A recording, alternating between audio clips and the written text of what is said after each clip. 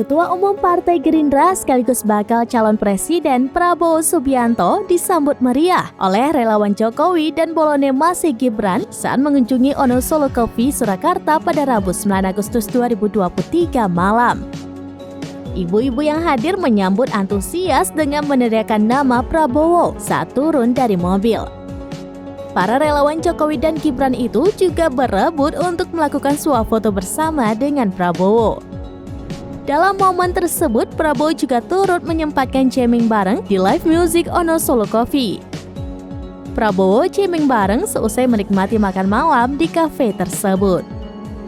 Prabowo bersama relawan yang hadir menuju panggung musik yang tengah membawakan lagu Ojo Dibandingkan. Ketua Umum Partai Gerindra itu turut menyalami para personel band yang sedang membawakan lagu itu.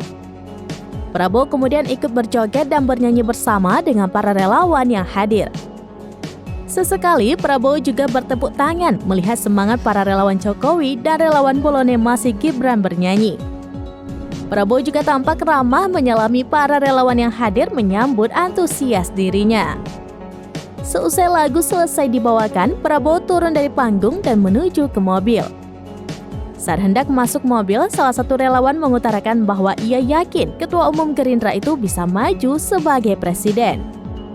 Mendengar hal itu, Prabowo kemudian langsung mengucapkan terima kasih dan menyalami relawan tersebut.